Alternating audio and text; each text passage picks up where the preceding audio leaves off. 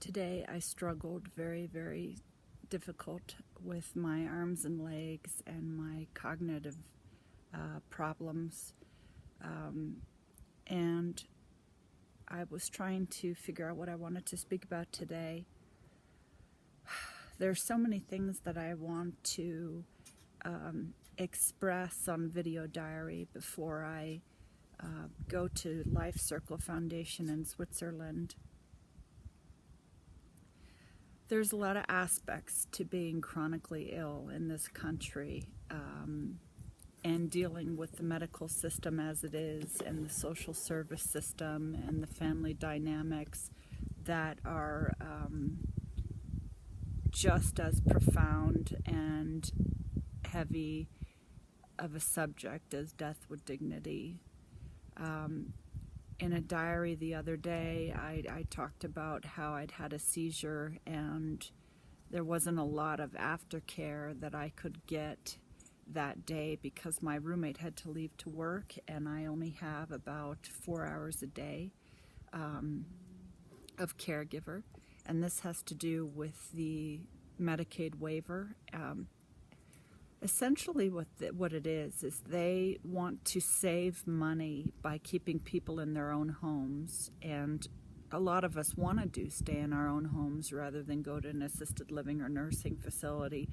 But the big incentive with the government is to save money, and they have figured out that it would cost $60,000 a year to put me in a very nice assisted living versus $22,000 a year of this home-based community service waiver, where you have various social workers coming in to check on you and make sure that you're not abusing your funds, and that the people that are getting the caregiving hours are taking care of you.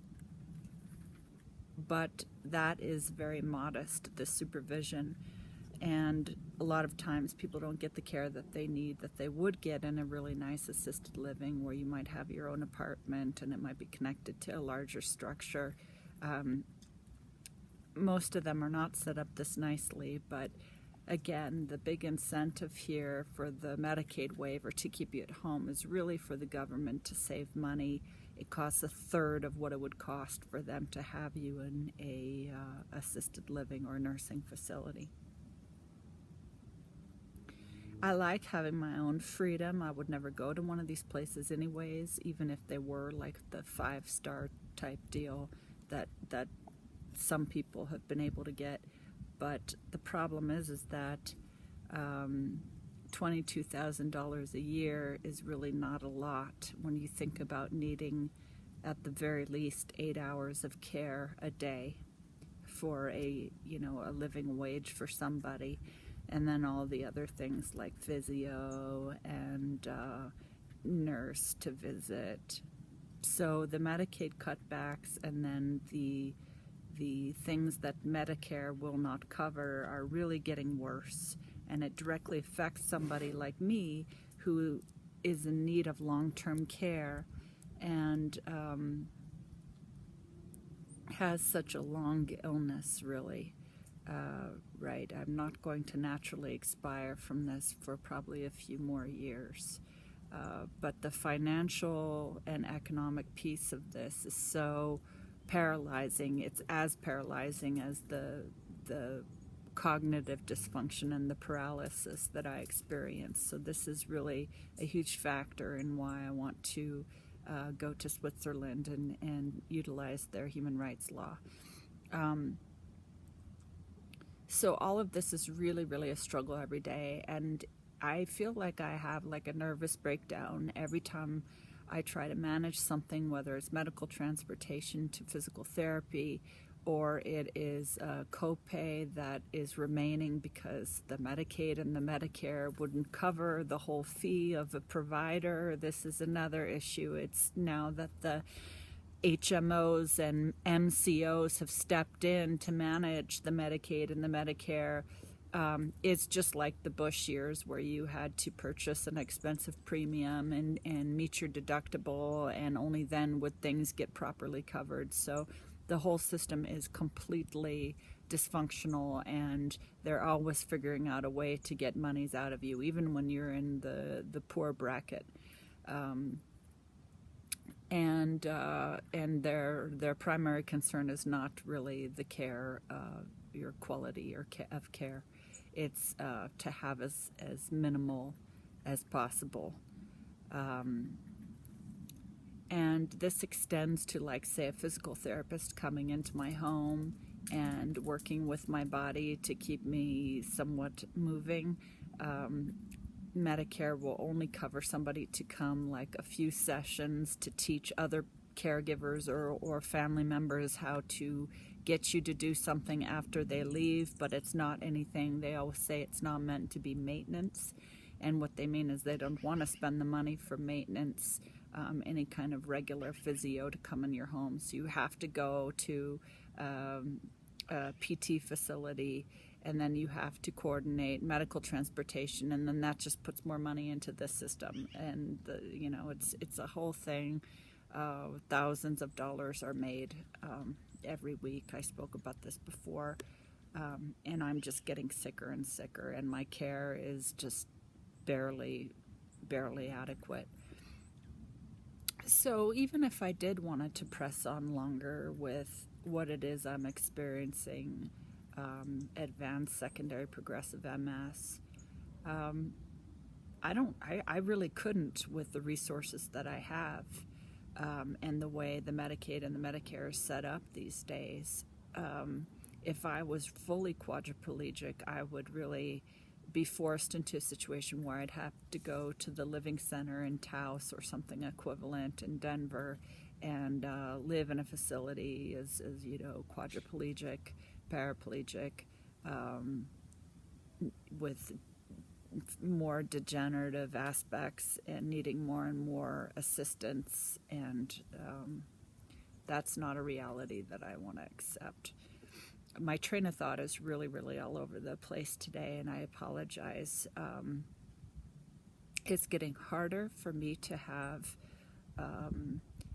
memory and attention, because literally what is happening is, it's like with Huntington's and a bit like Alzheimer's, the brain is shrinking, and with that comes a whole host of neuropsychiatric symptoms, severe mood swings that I can't control and make no sense to others, problems with confusion, although nothing that would skew my definitive decision to self-determine.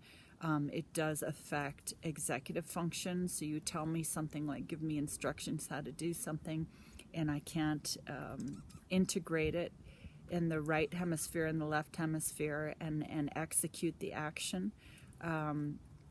Executive function is such a critical piece of how our brain operates every day, and really the number one reason why I'm out of the workforce and why I had symptoms early on when I was freelancing for NBC in film production, and even some assignments I had at HBO early on in my 20s and early 30s. I had really weird transient symptoms coming and going, and they wouldn't believe me, really. Even though I had this history of possible MS, they wouldn't believe that what I was describing could be attributed to a neurologic illness. And they have this way of testing in allopathic medicine that is differential diagnosis. So what they do is they have a list of all the things that it could be, like lupus, like a brain tumor, like myasthenia gravis, I believe, is a neurologic illness that a lot of young women get, and it attacks the muscles. So they have this differential diagnosis, and they say, if you don't meet the definitive criteria for each one of these illnesses, then we can't check it. we have to say no, it's not definitive. And they go down this list, and if they can't definitively say you meet the criteria for any one of those, then they are left with like this wastebasket diagnosis, or autoimmune or otherwise unspecified, or idiopathic in nature, and these are the kind of labels that people have had over the years. And it's really just bullshit. They're not aggressive enough in getting to the bottom of what a patient is reporting to the allopathic doctors.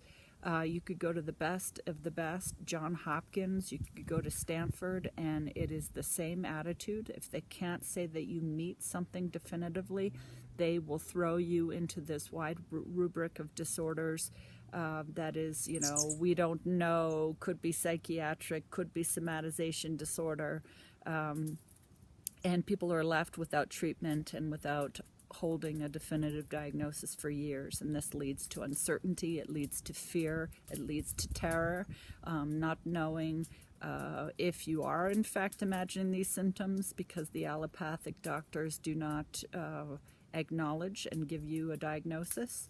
And this is where I was for many years. Even though I had had transient symptoms of blindness and numbness, they wouldn't make that definite diagnosis. And I saw a Tibetan physician in San Diego, and he said, yeah, you've had this for 8 years. Whereas the allopathic doctors were like, well, we think you might have this. And it was like 10 years into the illness. So this is another factor I've been dealing with, was, you know, not having been diagnosed for so long and not getting that treatment, whether it was the protocol that Western docs have or my own, not knowing that I had the illness for so long. And these early assignments I had at HBO and NBC, where I would just be, you know, like a temp or whatever, and doing like this what would be the simplest thing, and getting confused in the middle of some instruction that my boss had, and the shame that I had, and the sadness because the doctors wouldn't acknowledge that I had this, and that these neuropathies and electrocuting symptoms that I had all over my body were not in my head. In fact, they were a real illness. So by the time they did diagnose me, I'm in this really, really catastrophic situation. It could be worse. I could be in a facility somewhere in Denver, Albuquerque, that's, you know, subpar. I get to be out here in the trees and look at the birds for part of the day. But still, you know, the fact of the matter is every day is a huge, huge epic effort to get my clothes on, to manage caregivers when they can come, to make the bed, to have a smoothie, to try to communicate or make a video diary. You know, ultimately every day I think, okay, when am I going to book that flight to Switzerland? When am I going to call Rudy Habiger or Dr. Prasik and say, okay, now it's time? And realizing that it's getting harder and harder for me to really organize an exit if I wait too long. And it's so shitty, because if they would allow me to have this prescription in the United States as somebody with an incurable progressive illness, I could look at the birds today and not worry about possibly being trapped and dying in a horrible way where I'm unable to swallow and I'm in paralysis for, you know, a few years. I could just look at the trees and enjoy the beautiful moment. I could, you know, find that freedom and bliss that's in the moment that we all need to understand, because everything is impermanent. But I can't focus on these things. I can't experience that bliss and beauty of every moment, because I live in terror of the way the U.S. laws are written about this situation, and the fact that I don't want to throw myself over the bridge or hang myself from the trees. You know, I don't want to do that, and I shouldn't have to. This illness has so much suffering. Why should I have to contemplate such an end? And I wouldn't physically be able to anyways, because I have minimal use of my torso. And so this is my video diary. And these are my thoughts for today. I have to get ready for my caregiver, but we're out here in the beautiful balcony, and I just want to show you a little bit of how it looks.